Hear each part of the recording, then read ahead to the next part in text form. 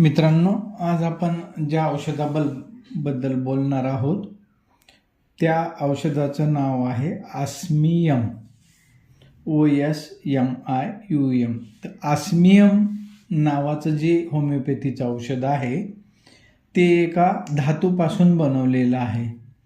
तर ऑस्मियम हा धातू सोन्यापेक्षाही स्ट्रॉंग आणि कडक असलेला धातू आहे. सोनं हे ऑस्मियमच्या मानाने थोडं मऊ आहे, तर ऑस्मियम हा जो धातू आहे तो सोन्यापेक्षाही स्ट्रॉंग आहे आणि कडक आहे, डक्टाईल नाही आहे. तर हे औषध धातूपासून बनवलेलं असल्यामुळे ते मिनरल किंगडम ह्या प्रकारामध्ये येतं. तर एका मिनरल ऑस्मियम नावाच्या मिनरलपासून बनवलेलं हे औषध आहे आणि याचं पूर्ण नाव ऑस्मियम मेटल असे आहे. तर ह्या औषधाची सर्वसाधारण लक्षणे अशी आहेत की ह्या औषधाचा परिणाम श्वसनेंद्रिय व श्वासनलिका यावर होतो. म्हणजे रेस्पिरेटरी सिस्टीम जी आहे, श्वास घेण्याची जी सिस्टीम आहे त्याच्यावर ह्या औषधाचा मुख्यत्वे परिणाम होतो. या औषधामध्ये श्वासनलिकेतून येणारे जे स्त्राव आहेत ते दुर्गंधी असलेले, घाणवास असलेले स्त्राव येतात आणि वेदना वर खाली सरकत असतात. मुंग्या येतात, म्हणजे टिंगलिंग आणि नमनेस असतो आणि लघवीला, ह्या रुग्णांच्या लघवीला फुलांसारखा वास येतो. याच्या आधी आपण जे औषध बघितलं आहे ऑस्मियम कॅनम किंवा ऑस्मियम कॅनम ज्याला म्हणू आपण, त्या औषधामध्ये लघवीला कस्तुरीसारखा वास येत होता. तर ह्या औषधामध्ये ऑस्मियम ह्या मेटलच्या औषधामध्ये लघवीला फुलासारखा वास येतो आणि ह्या रुग्णांना ज्या ढेकरा येतात ती मुळा खाल्ल्यावर जशा ढेकरा येतात तशा प्रकारच्या ढेकरा येतात, मुळा खाल्ल्यासारख्या ढेकरा येतात व काखेत जो घाम येतो त्याला लसणासारखा वास येतो. तर हेच होमिओपॅथीचं वैशिष्ट्य आहे की वेगवेगळ्या स्त्राव असतात. ते स्त्राव कसे आहेत, पातळ आहेत, घट्ट आहेत, दुर्गंधी आहे, वास आहे, कशा प्रकारचा वास आहे ह्यावर औषधाची निवड अवलंबून असते. ऑस्मियम कॅनममध्ये आपण बघितलं लघवीला कस्तुरीसारखा वास येत होता, तर ऑस्मियम मेटलमध्ये लघवीला फुलासारखा वास येतो.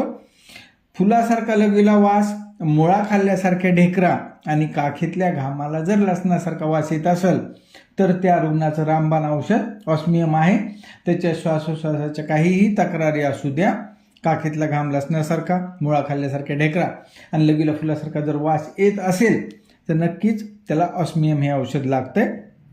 नखे वाढत असताना त्वचा नखावर दुमडली जाते. जेव्हा नखे वाढतात तेव्हा त्या ठिकाणची जी नखाच्या खालची त्वचा आहे ती नखावर दुमडली जाते, त्यामुळे त्या ठिकाणी रुग्णाला वेदना जाणवतात. डोळ्यामध्ये काचबिंदूवर हे एक प्रमुख औषध आहे.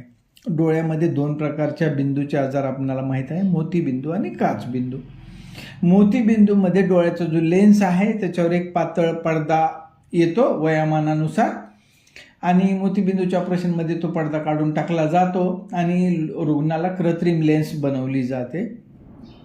ह्या उलट काचबिंदू हा जो प्रकार आहे ह्यामध्ये डोळ्याच्या आतमध्ये जे स्त्राव असतो तो स्त्राव किंवा त्याचं जे प्रेशर आहे, जसं रक्ताचं प्रेशर असतं, ब्लड प्रेशर, ते जे ॲक्वियस ह्युमर नावाचं जे लिक्विड असतं डोळ्याच्या आतमध्ये त्याचा दाब वाढलेला असतो आणि त्याचा दाब ब्लड प्रेशरसारखं जेव्हा नॉर्मलपेक्षा जास्त होतो तर त्या रुग्णाला काचबिंदू असे म्हणतात किंवा काचबिंदू झाला असे म्हणतात. काचबिंदूमुळे नजरेवर परिणाम होऊ शकतो. इंग्रजीमध्ये काचबिंदूला ग्लुकोमा असेही म्हटले जाते, ज्यामध्ये इंट्राक्युलर प्रेशर वाढलेले असते आणि पेशंटला प्रकाशाभोवती हिरवी किंवा इंद्रधनुष्यासारखी वर्तुळे दिसायला लागतात. नजरेवर परिणाम होतो, डोळ्याभोवती वेदना होतात, डोळ्यातून पाणी येत असते, नाकामध्ये नाक चोंदत असते, सर्दी होते, नाकातून खूप पाणी गळते, नाक चोंदलेले असले तरीही नाकातून पाणी येते, हे औषधाचे लक्षण आहे. पोटामध्ये दगडाच्या कपऱ्या आतमध्ये पोटात आहे असं वाटत असतं किंवा पोटात गोळे बसले आहेत असं वाटत असतं. श्वसनेंद्रियामध्ये रुग्णाला सारखी खोकल्याची ढास लागते.